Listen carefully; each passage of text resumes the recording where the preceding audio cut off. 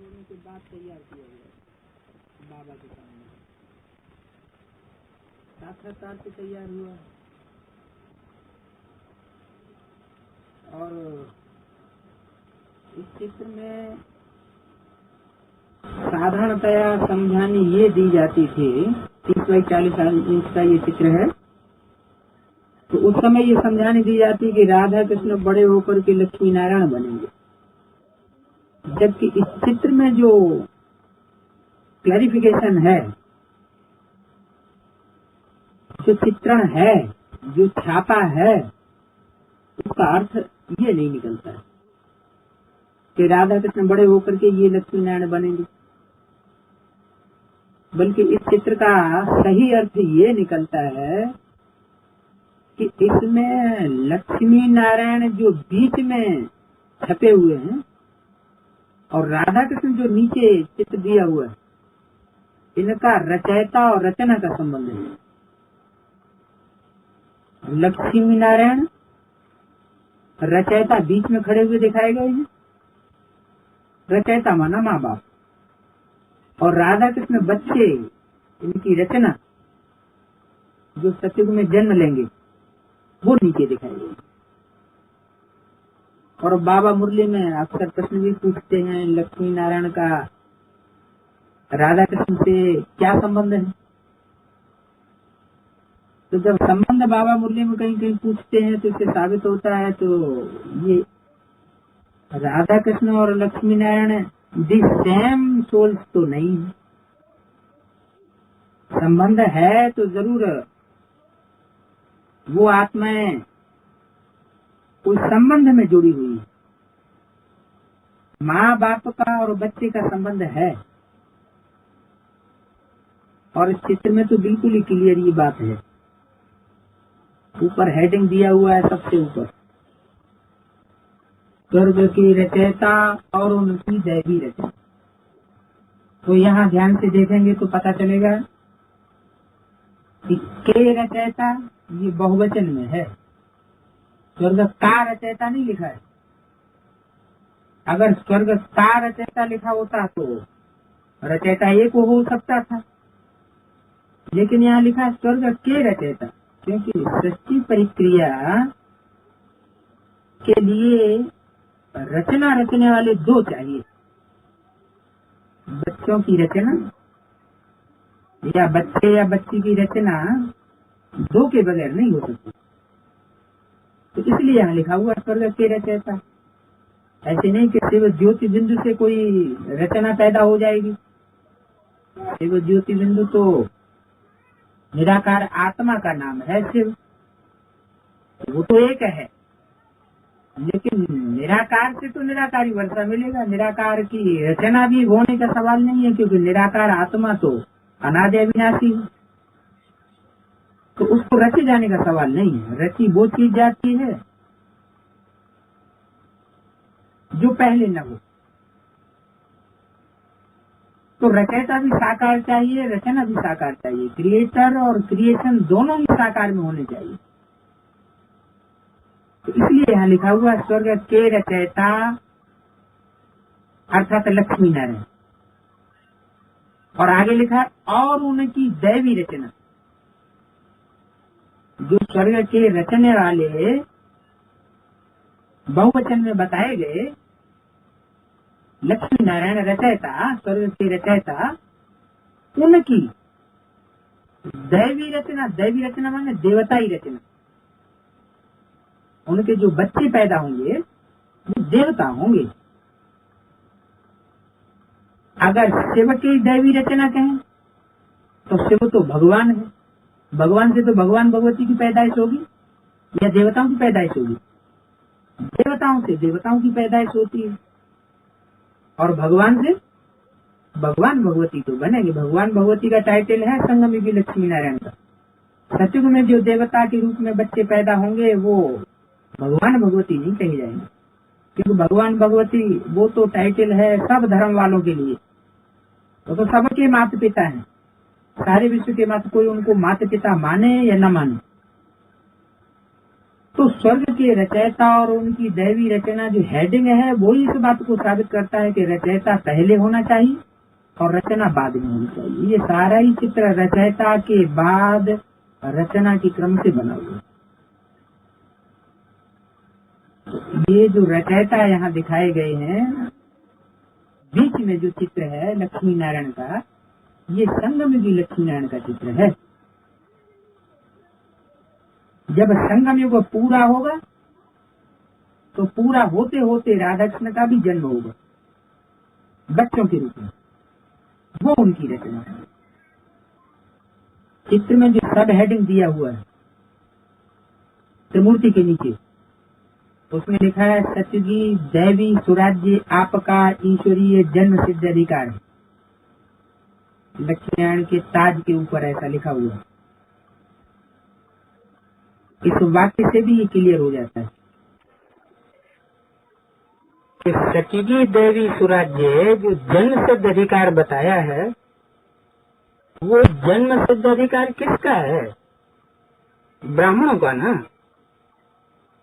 और ब्राह्मण किसकी संतान है? ब्रह्मा की संतान। कब होते हैं? संगम युग में।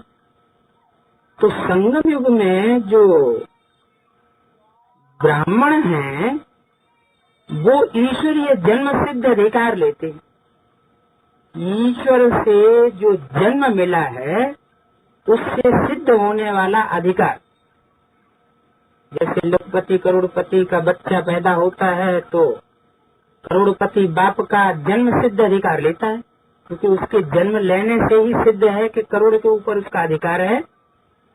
तो ऐसे ही ईश्वरीय जन्म सिद्ध अधिकार का मतलब है कि ईश्वर से जिन्होंने जन्म लिया ब्राह्मणों में, उनका जन्म लेने से ही वो सत्यजी वर्षे का अधिकार सिद्ध हो जाता है। तो वो अधिकार इसी जन्म में मिलना चाहिए या अगले जन्म में मिलना चाहिए?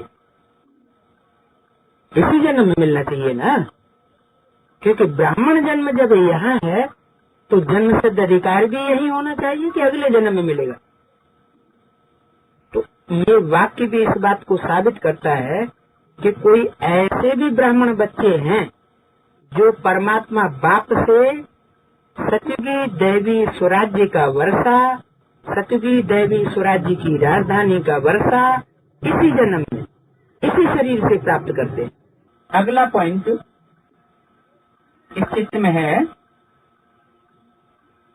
कि लक्ष्मी नारायण के चारों तरफ जो वलय दिखाया है प्रकाश का, ये प्रकाश का वलय कोई पवित्रता का वलय नहीं दिखाया गया है। पवित्रता का वलय जो दिखाया जाता है वो तो सर के आसपास दिखाया जाता है, सारे शरीर के आसपास नहीं दिखाया जाता। यहाँ तो लक्ष्मी नारायण को एकदम प्रकाश की दुनिया के अंदर दिखाया गया है और राधा कृष्ण को फूल पत्तियों वाली दुनिया में दिखाया गया। ये चित्रकार ने इस बात को चित्रित कराया है, साक्षात्कार के द्वारा बाबा ने ये चित्रण दे दिया चित्र में कि राधा कृष्ण है सत्युग की प्राकृतिक सौंदर्य वाली दुनिया में और लक्ष्मी नारायण है ज्ञान का प्रकाश जिस दुनिया में है उस संगम की दुनिया में। तो ज्ञान के प्रकाश के वलय से चारों तरफ घेरा हुआ इनको दिखाया गया, इनको स्वर्गीय दुनिया के बीच में नहीं दिखाया गया। तो इससे भी साबित हो जाता है कि ये लक्ष्मी नारायण संगम युगी दुनिया से कनेक्टेड है, सत्य की दुनिया से उतने कनेक्टेड नहीं है। इन्होंने अपने पुरुषार्थ के बल से, ज्ञान के बल से ये राजाई प्राप्त की, ये विश्व के महाराजन बनते हैं। इसलिए सर से लेकर के पैरों तक का जो इनका चारों तरफ प्रकाश का वलय है वो ये साबित करता है कि ये संगम की प्रकाश की दुनिया के बीच में पलने वाली रहने वाली आत्माएं हैं, जबकि इनके बच्चे राधा कृष्ण वो सत्य की प्राकृतिक सौंदर्य के बीच में रहने वाली आत्मा। एक और पॉइंट निकलता है चित्र से। चित्र में तो ये कहे कि इन लक्ष्मी नारायण को इतना तामझाम क्यों दिखाया गया है, क्या संगम युग में ऐसे तामझाम पहन करके बैठेंगे क्या? तो संगम युग में ये तामझाम पहन करके बैठने की बात नहीं है। चित्रकार अंदरूनी बात को स्थूल बात से ही चित्रण करेगा। जैसे शंकर को नंगा दिखाया जाता है तो उसका अर्थ है, चित्रकार ये अर्थ बताना चाहता है कि इनकी निराकारी स्टेज है, और ब्रह्मा को कपड़े पहनाए गए हैं तो इससे ये बताया गया कि इनकी साकारी स्टेज है, शरीर रूपी वस्त्र का भान है। तो ऐसे ही लक्ष्मी नारायण के चित्र में ये जो लक्ष्मी और नारायण को अनेक प्रकार के अलंकार दिखाए गए हैं, वस्त्राभूषण दिखाए गए हैं, वो वास्तव में दिव्य गुणों का श्रृंगार दिखाया गया है। ये अंदरूनी चीज है तो चित्र में कैसे चित्रित की जाए? इसलिए इन दिव्य गुणों के श्रृंगार से, स्थूल श्रृंगार से कोई सूक्ष्म श्रृंगार की बात प्रत्यक्ष की गई है। बाकी कोई संगम युग में ऐसा श्रृंगारा हुआ स्थूल रूप नहीं होगा। ये तो दिव्य गुणों का श्रृंगार है, दिव्य शक्तियों का श्रृंगार है। जो ताज दिखाया गया है वो स्वर्ग की स्थापना की जिम्मेवारी का ताज है, जो औरों ने धारण नहीं किया, लेकिन इन्होंने 100% उस जिम्मेवारी के ताज को धारण कर लिया। तो उससे भी ये जाहिर होता है कि संगम युगी लक्ष्मी नारायण संगम युग के हैं, जो राधा कृष्ण को जन्म देने के निमित्त बनते हैं, डायरेक्ट परमपिता परमात्मा से दिव्य गुणों का श्रृंगार लेते हैं, शक्तियां धारण करते हैं और जिम्मेवारी का ताज धारण करते हैं, जो स्वर्ग की स्थापना की जिम्मेवारी है। बाकी इनके जो बच्चे राधा कृष्ण पैदा होंगे वो कोई स्वर्ग की स्थापना की जिम्मेवारी थोड़ी धारण करने वाले होंगे, उनकी बुद्धि में तो ज्ञान ही नहीं होगा। बाबा ने तो मुरलियों में भी बोला हुआ है, लक्ष्मी नारायण के बारे में 2 तरह से बोला है। बोला है एक जगह ये लक्ष्मी नारायण तो बुद्धू है, इनको कोई ज्ञान नहीं, और दूसरी तरफ मुरली में बोला है कि ये लक्ष्मी नारायण समझदार हैं, तब तो विश्व के मालिक बनते हैं। तो ये जो विरोधी अर्थ तो बात आ जाती है मुरलियों में, उससे कहीं कहीं अल्पज्ञ ब्राह्मणों को मुझान पैदा हो जाती है कि बाबा ने तो कहीं कुछ बोल दिया है मुरलियों में। लेकिन ऐसा नहीं, बाबा तो जो भी बात बोलते हैं एक अर्थ वाली ही बोलते हैं। 2 अर्थी बात बाबा क्यों बोलेंगे? बाबा तो गॉड इज द ट्रुथ कहा जाता है और सच्चाई तो एक ही होती है। तो बाबा की सच्चाई की बात का सही अर्थ न लगा पाने के कारण ऐसा भ्रम पैदा हो जाता है। जहाँ बोला है लक्ष्मी नारायण बुद्धू है तो वो सत्य की लक्ष्मी नारायण के लिए बोला है, और जहाँ बोला है वो लक्ष्मी नारायण समझदार है, विश्व के मालिक है, समझदार ही बन सकते हैं, वो बोला है संगम युगी लक्ष्मी नारायण के लिए। क्योंकि संगम युग में जो पुरुषार्थ करके विश्व की बादशाही का वर्षा परमात्मा बाप से डायरेक्ट लेते हैं, डायरेक्ट ईश्वर से जो वर्षा प्राप्त करने वाली आत्माएं हैं, वो वास्तव में संगम युग में हो सकती है, सतयुग में नहीं होती। तो मुरली के महावाक्य के आधार पर भी ये बात क्लियर हो जाती है कि संगम युगी लक्ष्मी नारायण अलग है, और सतयुगी राधा कृष्ण जो बड़े होकर के लक्ष्मी नारायण अपने माँ बाप का टाइटल धारण करते हैं वो अलग है। वो रचयिता है संगम युगी लक्ष्मी नारायण, और सतयुगी लक्ष्मी नारायण राधा कृष्ण जो बड़े होकर के बनते हैं वो उनकी रचना है। तो माँ बाप और भाई बहन बच्चों के रूप में ये संबंध है, जो इसका फाउंडेशन संगम युग में पड़ता है कि कैसे ये माँ बाप बनते हैं। माँ बाप तो वो ही बन सकते हैं जो इसी शरीर से पुरुषार्थ करके अपने जीवन में संपूर्ण उपलब्धि प्राप्त करें। क्योंकि इस चित्र के नीचे जो पांव के नीचे लक्ष्मी नारायण के पांव के नीचे लिखत है, बहुत छोटी छोटी सी लिखत लिखी हुई है। लक्ष्मी नारायण के बीच में जो पांव हैं उनके बीच में लिखत लिखी है संबत 1 से 2500 वर्ष। ये 2500 वर्ष की लिखत ही इस बात को साबित कर देती है कि यहाँ जो लक्ष्मी नारायण बीच में जो चित्रण है संगम की लक्ष्मी नारायण का, उनका राज्य का काल दिखाया गया है कि इनका राज्य काल है 2500 वर्ष का। तो सतयुग में जो राधा कृष्ण पैदा होंगे, लक्ष्मी नारायण बनेंगे, उनका कार्यकाल कोई 2500 वर्ष थोड़े ही है। वो तो सिर्फ उनकी 8 पीढ़ियों में कुल मिलाकर के 1250 वर्ष राज्य चलेगा लक्ष्मी नारायण का, सत्यजी लक्ष्मी नारायण का। लेकिन यहाँ तो लिखा हुआ 2500 वर्ष। तो इससे भी ये बात साबित हो जाती है कि ये वही राम सीता वाली आत्माएं हैं जो संगम युग में पूरा पुरुषार्थ करके राम राज्य स्थापन करती हैं और लक्ष्मी नारायण की डायनेस्टी शुरू करने की निमित्त बनती है। और यही आत्माएं त्रेता में जाकर के राम सीता के रूप में जन्म लेंगी, फर्स्ट जन्म में त्रेता में, और वहाँ 12 पीढ़ियों तक इनकी राम सीता की राजाई चलेगी। तो 1250 वर्ष त्रेता युग की राजाई और 1250 वर्ष की सतयुग की राजाई राधा लक्ष्मी नारायण के नाम से।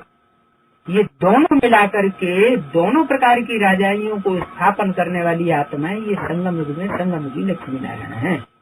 इसलिए इनके पैरों के नीचे लिखा हुआ है संबत 1 से लेकर 2500। तो इस लिखत से भी ये क्लियर हो जाता है कि ये राम सीता वाली आत्माएं यहाँ संगम युगी लक्ष्मी नारायण के रूप में प्रकाश के वलय में खड़ी हुई दिखाई गई है। ये सतयुगी लक्ष्मी नारायण बनने वाली आत्माएं नहीं है। हाँ, इनका टाइटल सतयुग में 8 पीढ़ियों तक चलता रहे। ये कारण है कि इनके पैरों के नीचे जो मोटी मोटी लिखत लिखी हुई है,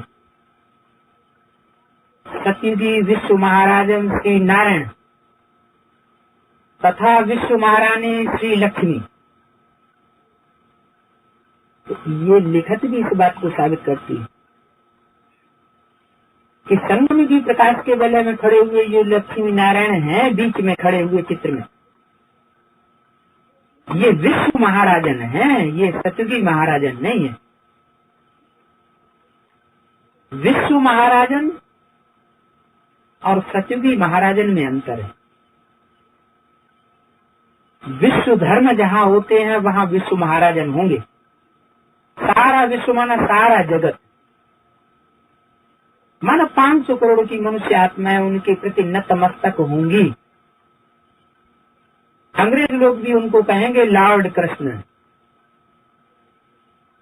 अंग्रेज लोग भी उनको मानेंगे। मुरली में भी आया है,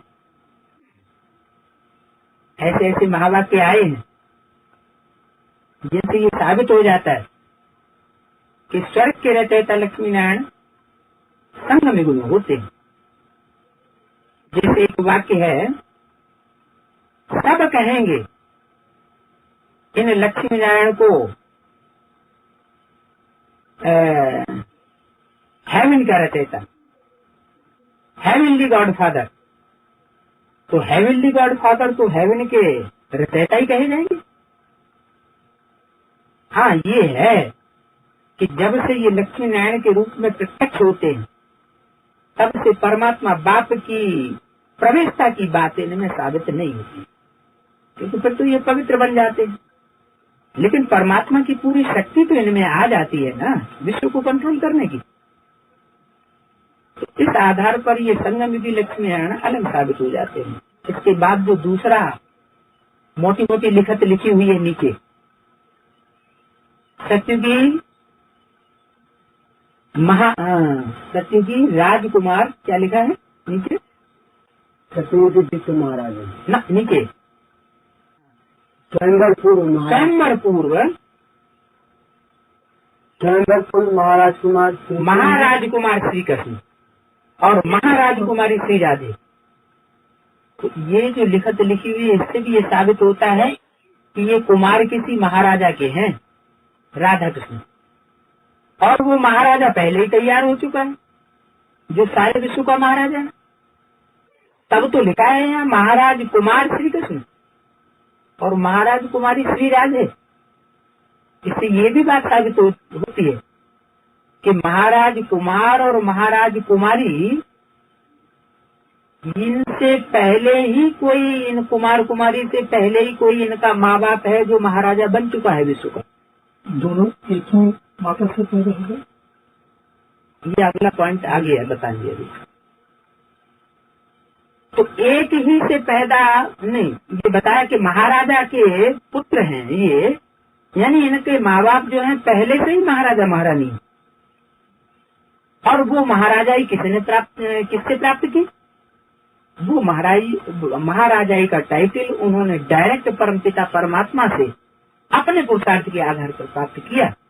उनको वो महाराजाई पद देने वाला कोई दूसरा साकार व्यक्तित्व नहीं होता, यानी कोई साकार व्यक्ति नहीं होता है उनको जो विश्व की महाराजाई उनको दे।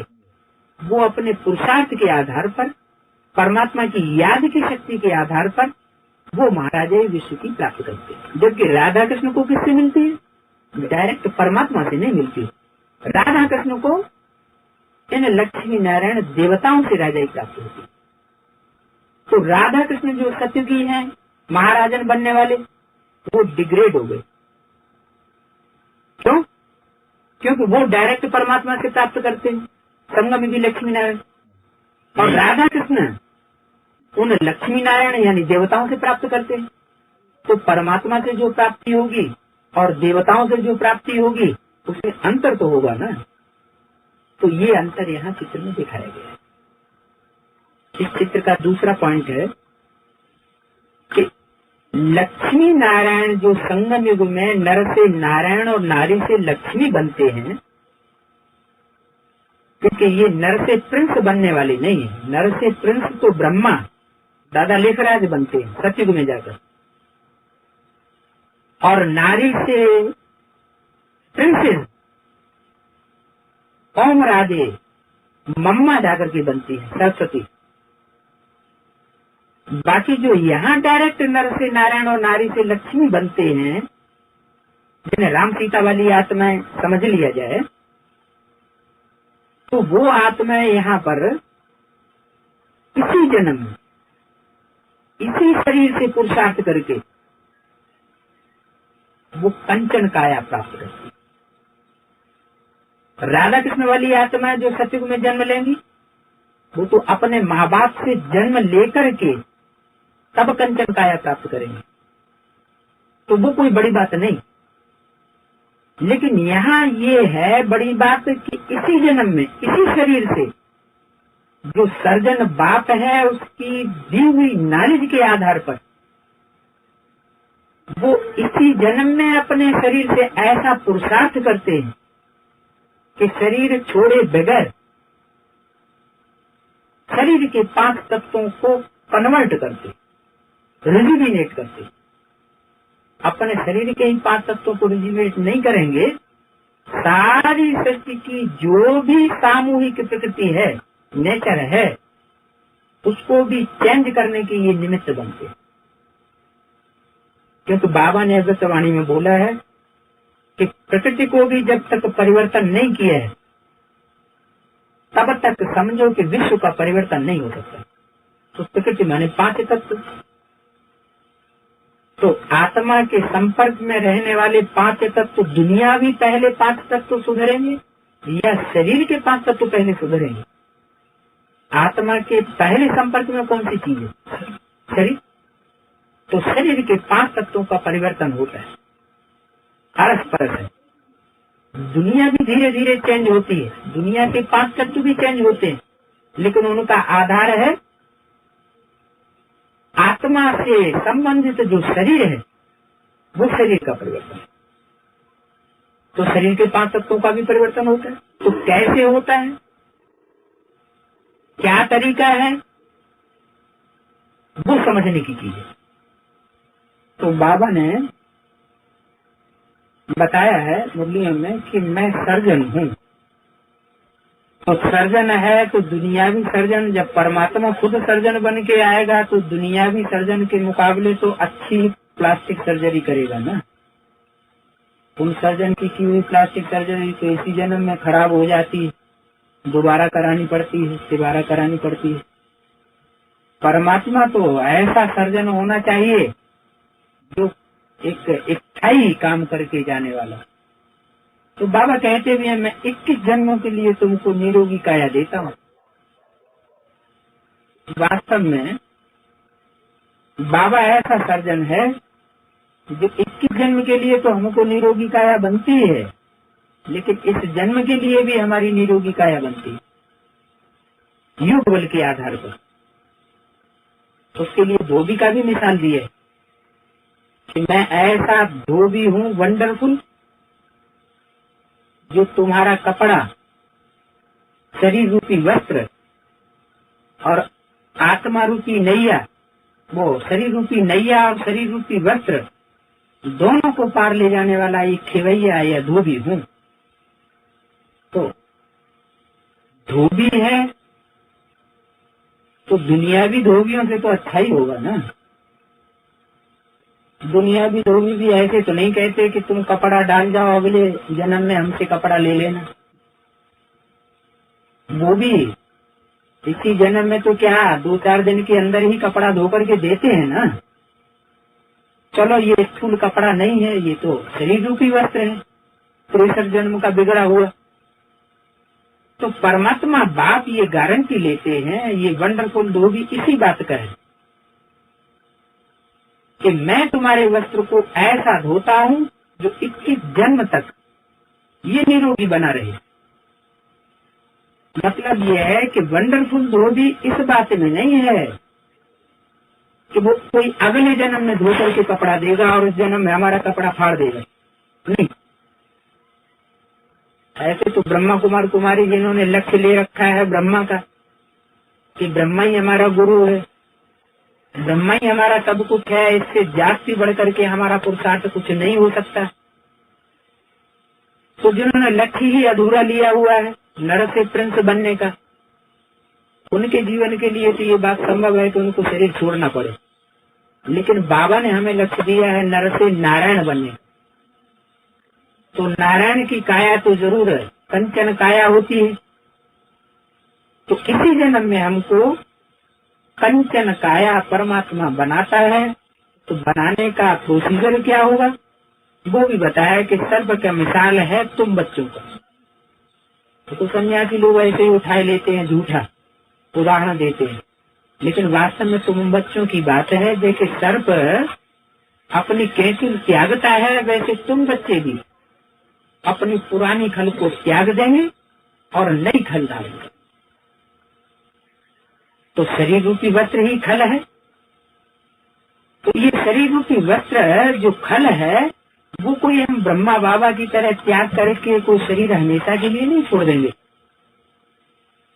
वास्तव में जो सर्प का मिसाल है वो एक्यूरेट मिसाल है। सर्प जब अपनी कैचुल त्यागता है तो कोई मर नहीं जाता है, सर्प जिंदा रहता है। वो अपने जीवन में 3-4 बार खल त्याग करता है तब मरता है।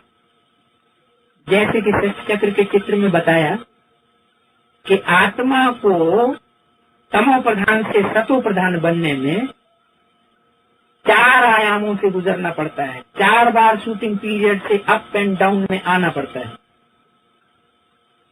सत्य की शूटिंग, त्रेता युगी, द्वापर युगी, कलयुगी, 4 युगों की शूटिंग में 4 कल्प समाये हुए हैं। उन 4 कल्पों की शूटिंग में आत्मा अप में जाती है और डाउन में भी आती है। तो जैसे आत्मा का संशोधन करने के लिए 3-4 ये आयाम है जिनसे गुजरना पड़ता है, ऐसे ही शरीर का परिशोधन करने के लिए भी 3-4 आयामों से शरीर को गुजरना पड़ता है। एक बार में ये कंचन काया नहीं होगी। पहले तो आत्मा सतो प्रधान बनती है, क्योंकि जब तक आत्मा सतो प्रधान न बने तब तक तो शरीर सतो प्रधान बन नहीं सकते। आत्मा के लिए बाबा ने बोला है कि आत्मा तुम्हारी कंचन बनती जाएगी और शरीर सड़ते जाएगा। तब तक सड़ते जाएंगे जब तक ये 500 करोड़ की विरोधी संस्कारों वाली दुनिया मौजूद रहे। तब तक ये सभी सरल। और जब 500 करोड़ की ये दुनिया खलास हो जाएगी, सिर्फ एक जैसी जाति की देवता धर्म की पक्की आत्माएं जब बचेंगी इस संसार में, तब एक वाइब्रेशन हो जाएगा। और उस एक वाइब्रेशन होने से उसमें संगठन का जो बल पैदा होगा, वाइब्रेशन में परिवर्तन आएगा, उससे प्रकृति में भी परिवर्तन आना शुरू हो। तो 2000 के विनाश, 2000 के आसपास जो विनाश होगा सारी सृष्टि का, विरोधी आत्माएं वापस परमधाम पहुंच जाएगी। थोड़ी सी बीज रूप आत्माएं जो इस सृष्टि पर बचेंगी, वो आत्माएं परमात्मा की याद में इतनी गहरी होंगी कि जब चारों तरफ बर्फ ही बर्फ इस सृष्टि पर होगी, तो उसमें उनको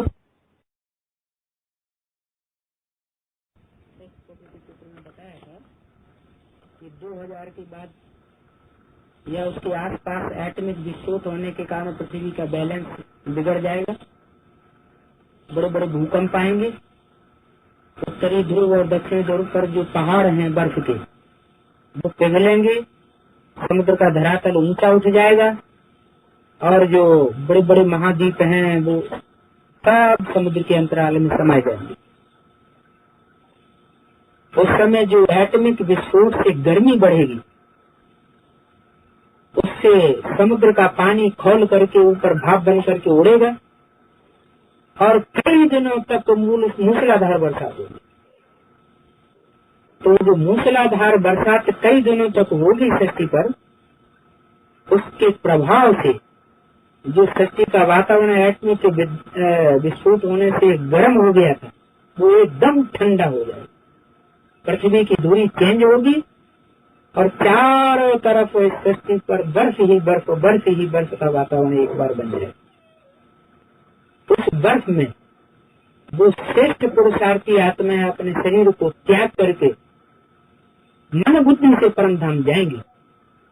बाकी उनका शरीर सेफ रहेगा और अपने अपने टाइम पर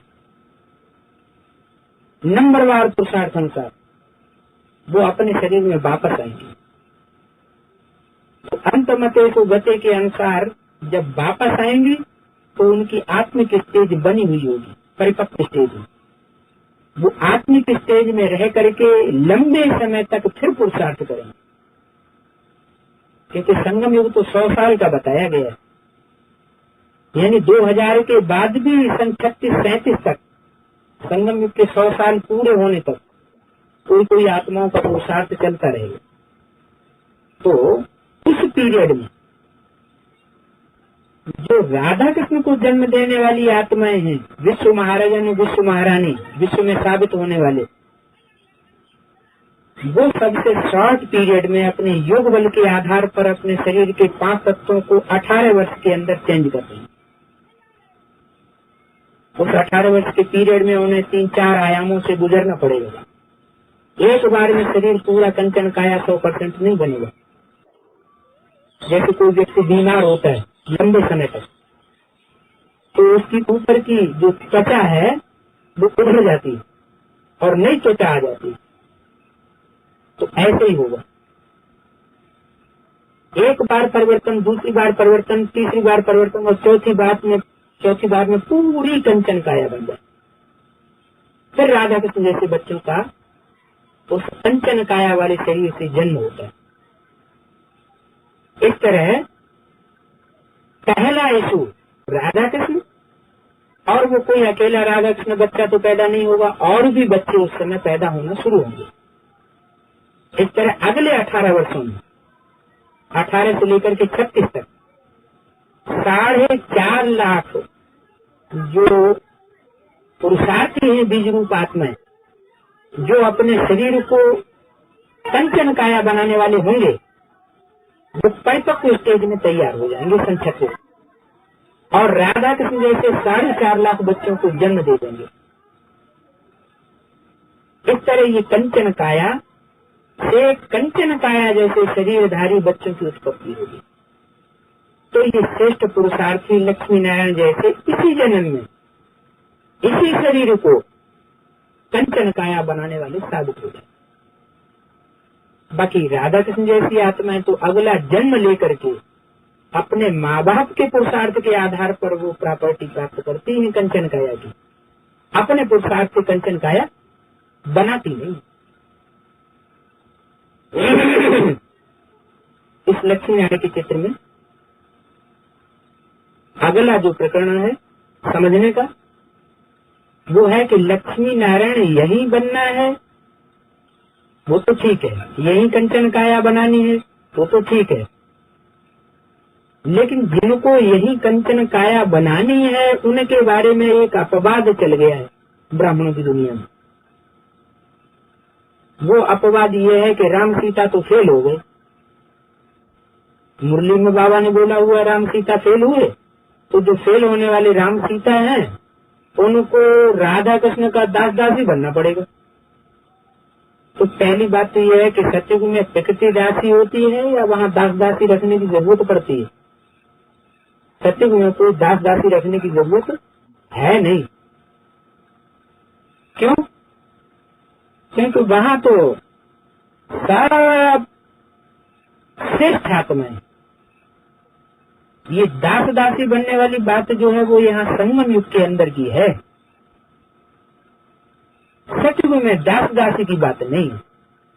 संगम युग में कुछ आत्मा ऐसी हैं जो माँ बाप के रूप में दास दासी का पुरुषार्थ करने के कारण दास दासी साबित हो जाती है। क्योंकि दुनिया में भी जो बच्चे होते हैं उनकी परवरिश करने के कारण माँ बाप को फर्स्ट क्लास दास दासी कहा जाता है। बच्चों को जन्म देना, 9 महीने तक पेट में पालन करना, उनको पढ़ाना लिखाना, उनकी सफाई टट्टी पेशाब की सफाई करना, उनकी पालना करना, बड़ा करना, और जब बड़े हो जाएं तो सारी जिंदगी की कमाई उन बच्चों को सौंप देना। इससे बढ़कर के बढ़िया दास दासी और कौन से मिलेंगे? बाबा भी मुरलियों में कहते हैं बच्चे I am your most obedient servant. तो शिव बाबा ही जब हम बच्चों का मोस्ट ओबीडिएंट सर्वेंट बन करके आया है तो हम अपने बच्चों के दास दासी बन जाएंगे, तो ये क्या बड़ी बात हुई? ये तो दुनिया में परंपरा सतयुग में भी रही, त्रेता में भी रही, द्वापर में भी रही और कलयुग में भी। तो ये कोई है नीची बात नहीं है कि राम सीता तो दास दासी बने। बाबा तो बेहद की बातें बेहद के रूप में करते हैं, उसके हद का अर्थ समझ लेने के कारण वो घृणा की दृष्टि पैदा हो जाती है। तो राम सीता वाली आत्माओं ने तो श्रेष्ठ पुरुषार्थ किया। बच्चों को जन्म देने का ये कार्य जो है वो राम सीता जैसी 4-5 लाख आत्माएं जो श्रेष्ठ पुरुषार्थ करती हैं उसके आधार पर ये सृष्टि चलती है। तो जैसे बीज अविनाशी होता है वैसे ही ये 4.5 लाख आत्माएं पूरे 84 जन्म लेने वाली अविनाशी बीज है।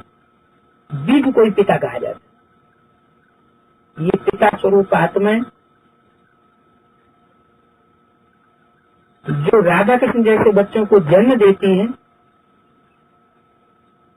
वो दास दासी माता पिता के रूप में बनती हैं। वास्तव में एक्चुअली वो सत्युग में जाकर के कहीं दास दासी का कर्म करने की उनको दरकार नहीं है। बाबा ने भी मुरलियों में इस तरह ये बात बोली हुई है कि माँ बाप जैसे बच्चों के दास दासी बन जाते। तो ये पॉइंट भी एक हल होता है लक्ष्मी नारायण के चित्र में कि राम सीता वाली आत्माएं माँ बाप के रूप में दास दासी बनेंगी, वो एक्चुअली उनको सत्युग में दास दासी बनने की दरकार नहीं। अगला पॉइंट है इस लक्ष्मी नारायण के चित्र में विशेष समझने का कि राधा कृष्ण जैसे बच्चे जो सत्युग में पैदा होंगे वो प्रिंस बच्चों के रूप में जन्म लेंगे।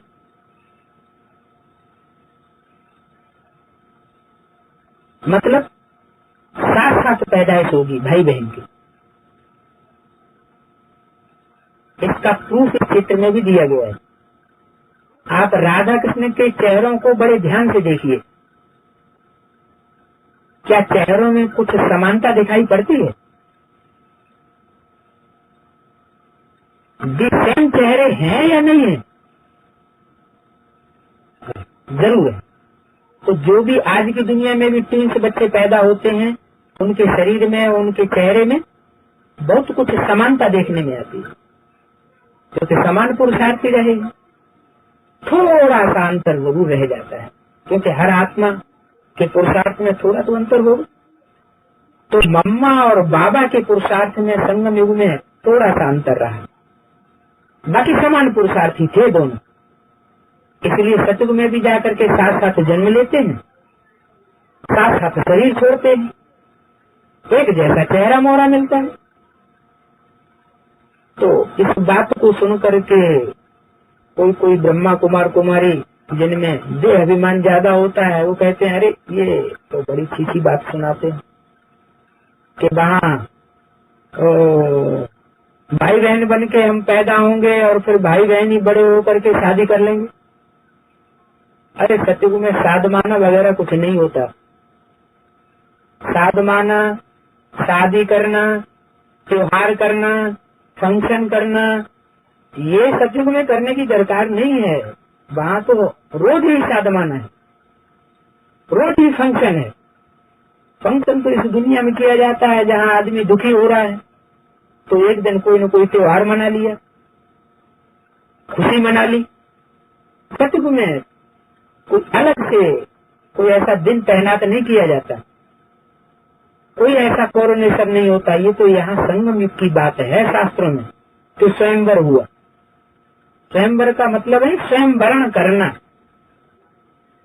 तो वो तो बता ही दिया कि संगम युगी राधा कृष्ण अलग हैं और सतयुगी राधा कृष्ण अलग है। संगम युगी राधा कृष्ण तो वास्तव में प्रवेशता की बात है, जिनका शास्त्रों में वर्णन है कंसी जरासंधी के साथ। सतयुग में तो कंसी जरासंधी कोई होते ही नहीं। तो यहाँ जो चित्र है उससे भी साबित होता है कि राधा कृष्ण युगलीय बच्चे। इसके अलावा बाबा ने मुरली में बोला हुआ है कि राधा कृष्ण को राधा का स्वामी नहीं कहेंगे, क्योंकि जब वो है ही आपस में भाई बहन, तो स्वामी कहाँ हुए? भाई बहन ही, भाई बहन का प्यार वो बड़े होते हैं, तब उनकी दृष्टि योग से, मुख के प्यार से संतान पैदा होती है। उसमें कोई दस इंद्रियों का कनेक्शन तो है नहीं, वो तो योग बल की बात है, श्रेष्ठ इंद्रियों के बल की बात है, मन बुद्धि के आकर्षण की बात है। तो योग बल में कोई किसी प्रकार का देह अभिमान न होने के कारण जो आपसी जो प्यार है उनका भाई बहन जैसा ही प्यार रहता है। उसमें कोई ऐसी छीछी बात नहीं है कि भाई बहन ही आपस में बड़े होकर के पति पत्नी बन जाएंगे, ये तो बहुत गंदी बात। तो ये देह अभिमान होने के कारण ऐसा बुद्धि में आता है। दूसरी बात यह है कि बाबा ने मुरली में बोला हुआ है कि सतयुग में अनेक संबंध नहीं होंगे, संबंध बहुत हल्के होंगे। माँ बाप और भाई बहन दूसरा कोई संबंध नहीं। इसका फाउंडेशन बाबा ने मुरली में यह संगम युग में डाल दिए। हम ब्राह्मणों की दुनिया में हमारा क्या संबंध है? आपस में हमारा संबंध है भाई बहन और हमारे माता पिता, जगत पिता और जगत माता, बस दूसरा कोई संबंध नहीं। बाकी सब संबंध हमारे यहाँ कैंसिल हो जाते। तो यही संस्कार हमारे सतयुग में भी जाएंगे। वहाँ भी ढेर संबंध थोड़े ही होंगे, और जब वहाँ ढेर संबंध नहीं होंगे तो नाना चाचा मामा काका ताऊ ये संबंध तो खलास हो गए। अगर वहाँ भी ये संबंध होने लगे तो वहाँ भी दुख की दुनिया पैदा हो जाएगी। मान लो कृष्ण का माँ बाप अलग हो और राधा के माँ बाप अलग हों, तो कृष्ण की कोई अलग से बहन भी होगी और राधा का कोई भाई भी होगा, और बाद में उनका अगर स्वयंवर हो, शादी हो, तो फिर साला भांजा होंगे या नहीं होंगे? फिर चाचा बनेगा ही नहीं बनेगा, नाना बनेगा कि नहीं बनेगा? फिर तो सारी दुनिया सारे संबंध शुरू हो गए कलयुग की दुनिया। तो ऐसा वहां तो एक ही माँ बाप से, जैसा कि चित्र में हेडिंग दिया हुआ है, महाराज कुमार श्री कृष्ण तथा महाराज कुमारी श्री राधे। तो क्या विश्व में दो महाराज होंगे? बाबा तो एक राज्य की स्थापना करने आया है सारे विश्व में। सारे विश्व में एक राजा, एक धर्म, एक मत, एक भाषा होगी, ऐसा हमको लक्ष्य दिया है। तो क्या राधा कृष्ण के जो माँ बाप हैं अलग अलग होंगे?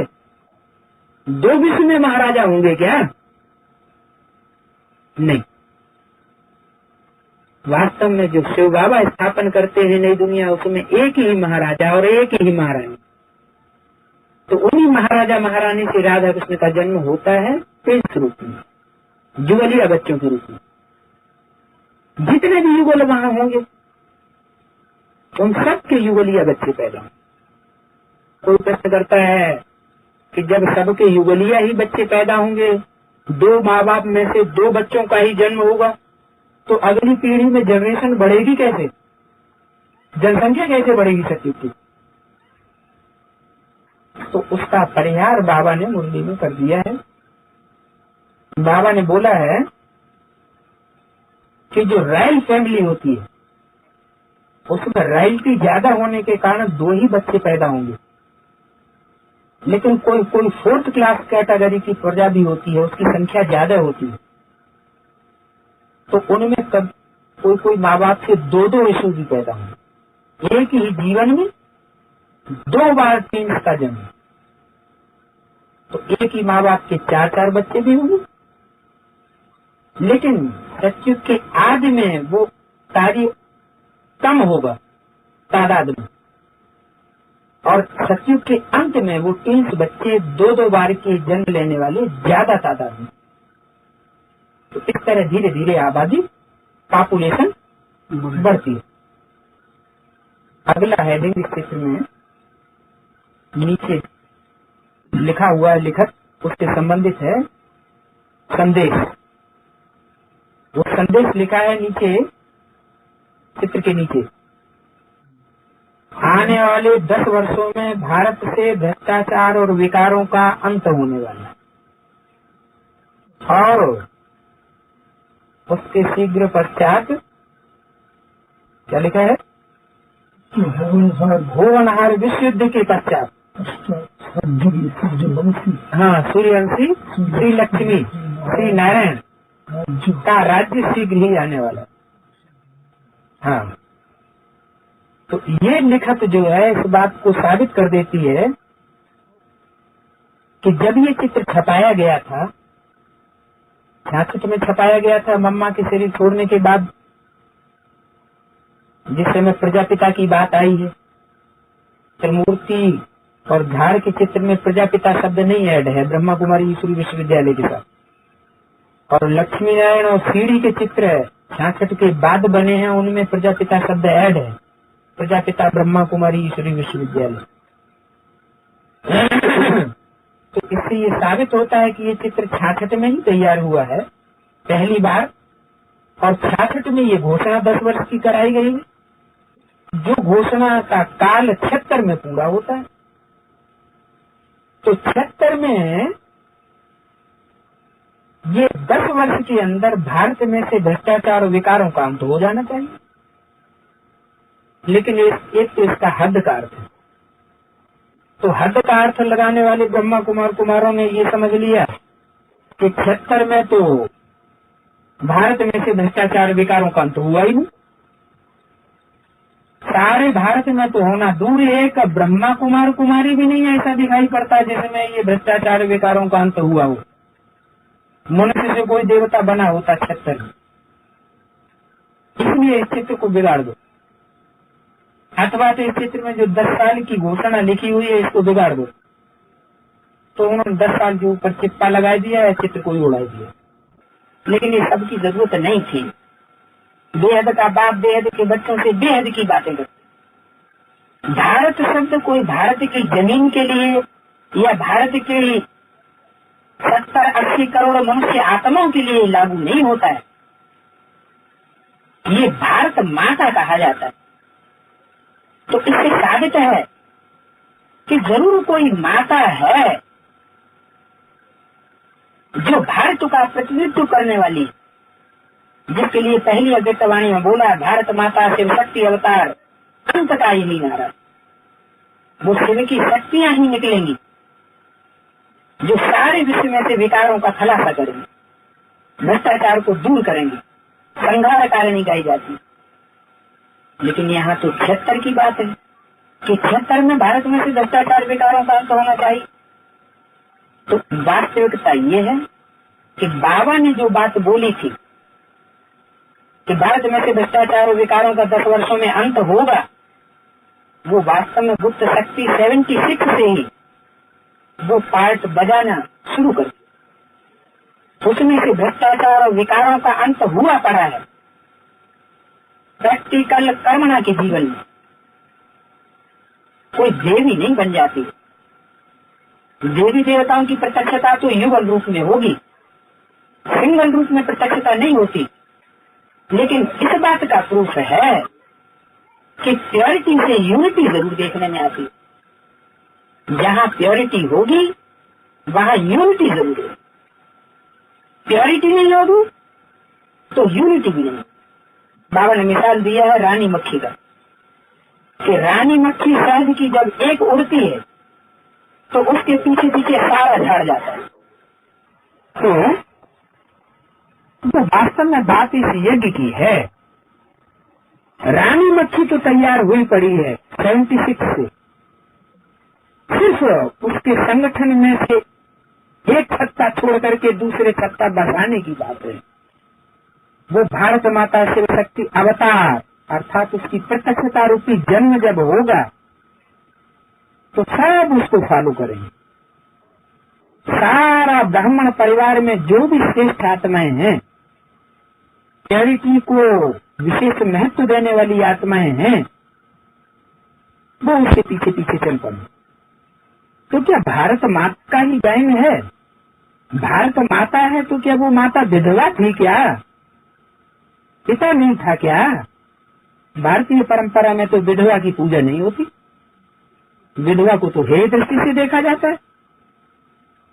तो वास्तव में ऐसे नहीं है कि जैसे भक्त जय माता दी की धुनें लगाते हैं, देवी जागरण करते हैं तो माता ही माता, पिता होता ही नहीं। नहीं, माता है तो पिता जरूर होगा पीछे से, छत्र छाया की माफिक। हाँ, शक्तियों को बाबा ने आगे जरूर किया। बाबा खुद पीछे प्रत्यक्ष होना चाहता और शक्तियों को आगे प्रत्यक्ष करना चाहता। इस आधार पर वो भारत माता है तो उसके साथ पिता भी जरूर है। और वो जो पिता है वो सिर्फ भारत का पिता नहीं, वो तो विश्व का पिता होता है। क्योंकि माता तो घर संभालती है और बाप बाहर भी संभालता है, घर भी संभालता है। तो वो विश्व का पिता, क्योंकि ब्रह्मा से विष्णु बनता है ना, तो ब्रह्मा से विष्णु वो तो भारत की माता है। विदेशी लोग गॉड मदर को नहीं मानते, गॉड फादर को मानते। और भारत के लोग गॉड मदर माता को भी मानते हैं। तुमेव माता च पिता तमेव, पिता को भी मानते हैं। ये हमारा भारतवर्ष है ही प्रवृत्ति मार्ग का देश। यहाँ प्रवृत्ति को मानने वाला धर्म पनपा है, देवी देवता सनातन धर्म। तो उसका फाउंडेशन जमाने के लिए वो पिता पहले से ही वो पुरुषार्थ कराने वाला होता है उन शक्तियों के थ्रू, जिससे वो भारत माता बनकर के संसार में प्रत्यक्ष होती है। और वो पिता है रुद्रमाला का हेड, जिसे कहते हैं शंकर। तो रुद्रमाला का हेड शंकर के लिए शास्त्रों में ये प्रसिद्ध है कि वो विष तो पीता था, विकारी को उसको दिखाया गया, लेकिन विष कंठ में रुका हुआ था। उस विष का प्रभाव उनके अंदर नहीं हुआ। तो ऊपर से देखने की दृष्टि में जो अज्ञानियों के लिए तो वो विकारी है, कलंक को धारण करने वाला है, कलंकीधर है, लेकिन वास्तव में निष्कलंक है। तो वो भारत शब्द माता और पिता दोनों के लिए लागू होता है। ऐसे नहीं कि माता निर्विकारी हो गई तो पिता कोई विकारी था। यानी वो राम सीता वाली आत्माएं 76 से ही ब्राह्मणों की संगम दुनिया में ऐसा पुरुषार्थ करती है जो पुरुषार्थ वास्तव में बुरी गति का पुरुषार्थ होता है। क्योंकि बाबा ने मुरली बोला शंकर का पार्ट है वंडरफुल, जो तुम बच्चे भी समझ न सको। तो शंकर का पार्ट वंडरफुल है, पार्वती का पार्ट तो वंडरफुल नहीं होगा। वो तो शायद ही समझ में सबको आ जाएगा, इसलिए सब झट से फॉलो करने लग पड़ेंगे। शंकर के पार्ट में कुछ समझने में राज छुपा हुआ है। उस राज्यों की गहराई को जो आत्माएं समझेंगी वो सिर्फ 16,000 गोपिकाएं ही दिखाई जाती।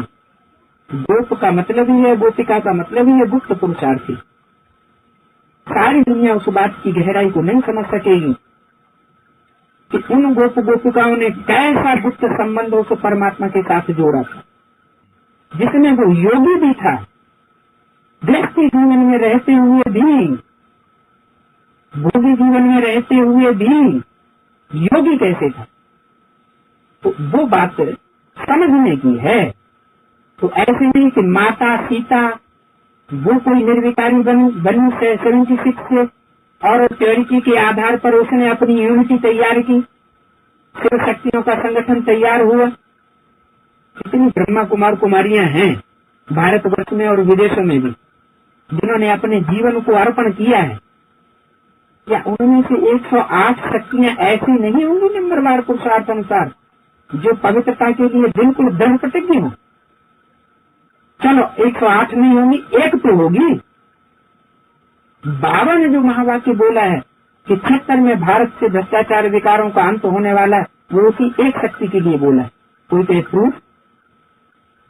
इस बात का प्रूफ है कि अगर उसमें प्योरिटी की वासना होगी, भाषणा, तो उसकी यूनिटी भी सब ब्रह्मा कुमारियों के मुकाबले सबसे ज्यादा तीखी होगी। और ब्रह्मा कुमारियां ट्रांसफर होने से डरती है, पता नहीं दूसरी जगह जाकर के हमारी प्योरिटी के आधार पर यूनिटी संगठन बना या नहीं बना, इसलिए हम ट्रांसफर नहीं होना चाहते। लेकिन वो प्योरिटी की यूनिटी को बनाने वाली जो शक्ति है उसको कहीं भी ट्रांसफर कर दिया जाए, दुनिया के कोई भी देश प्रदेश में, हर्षियों के देश में ही क्यों न डाल दिया जाए, अफ्रीका में, फिर भी वो अपनी प्योरिटी के आधार पर यूनिटी तैयार कर दे। तो ये है प्रूफ कि 76 से कोई एक ऐसी शक्ति है भारत के अंदर जो तैयार हो चुकी है। भारत में से भ्रष्टाचार विकारों का अंत हो चुका है, और जब वो शक्ति है तो पिता भी जरूर है। हाँ, ये है, एक होता है मन बुद्धि की प्योरिटी और एक होता है स्थूल में प्योरिटी और एक होता है अंदरूनी प्योरिटी। तो मन बुद्धि की जो प्योरिटी है वो है नष्टो मोहा की प्योरिटी। नष्टो मोहा स्मृति लब्धा।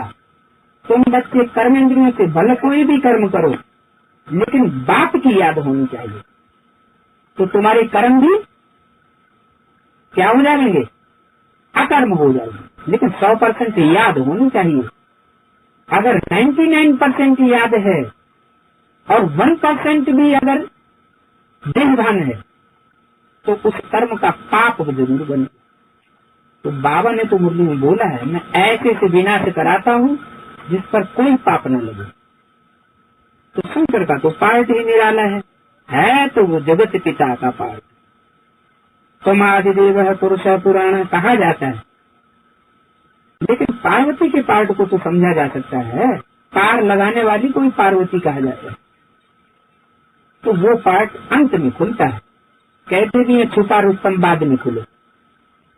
तो इस चित्र में ये जो लास्ट पॉइंट है, संदेश है 10 वर्ष की घोषणा का, वो भी राइट।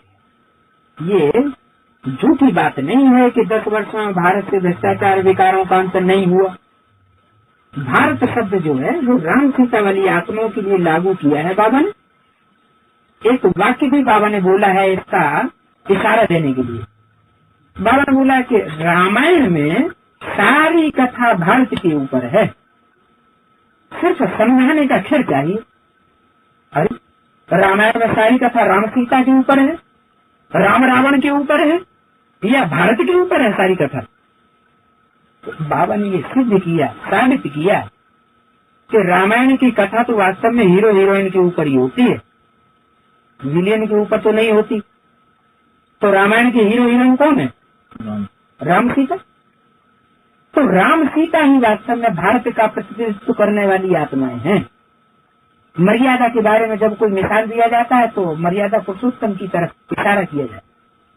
तो कोई कहे कि ये कैसा तुम्हारा मर्यादा पुरुषोत्तम जो विषपाई शास्त्रों में और चित्रों में दिखाया गया, ऐसा उसका चरित्र चित्रण क्यों किया गया? तो वास्तव में ये भी एक रहस्य की बात है।